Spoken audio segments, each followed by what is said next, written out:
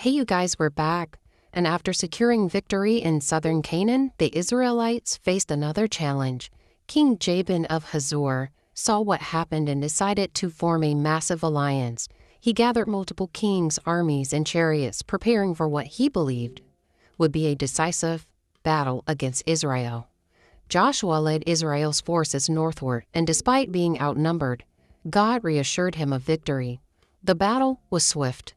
Israel overwhelmed the opposing armies, captured Hazor, and burned it to the ground. This victory secured northern Canaan, solidifying Israel's control over the land. With both northern and southern Canaan under Israel's control, Joshua 12 provides a summary of Israel's conquests. A total of 31 kings were defeated, marking a historic shift in power. These victories fulfilled God's promise to give Israel the land.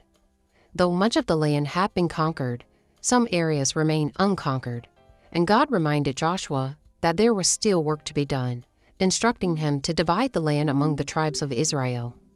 The tribes of Reuben, Gad, and half of Manasseh received their inheritance east of the Jordan, as promised by Moses.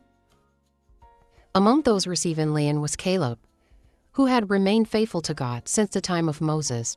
Now at 85 years old, he reminded Joshua of the promise made to him decades earlier. He requested the land of Hebron, determined to drive out its remaining inhabitants himself. Joshua granted his request, and Caleb successfully took the land, proving that his faith and strength had not wavered. Judah was assigned a vast territory, including the city of Jerusalem. However, the Jebusites still lived there, as Judah was unable to drive them out completely. This decision would have long-term consequences in Israel's history.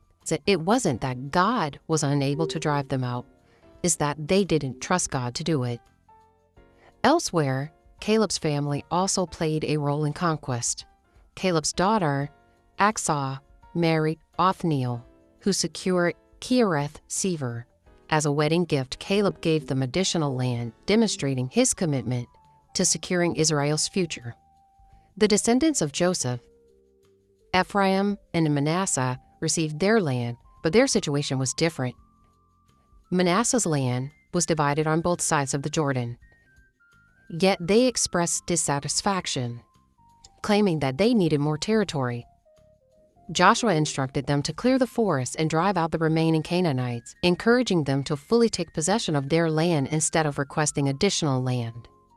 With much of the land assigned, 7 tribes had yet to receive their inheritance. Joshua gathered them at Shiloh, where the tabernacle was set up, and addressed their delay.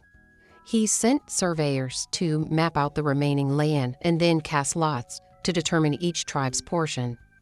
The process resulted in land assignments for Benjamin, Simeon, Zebulun, Issachar, Asher, Naphtali, and Dan. Now every tribe had its inheritance, though some still had challenges ahead in fully claiming their land.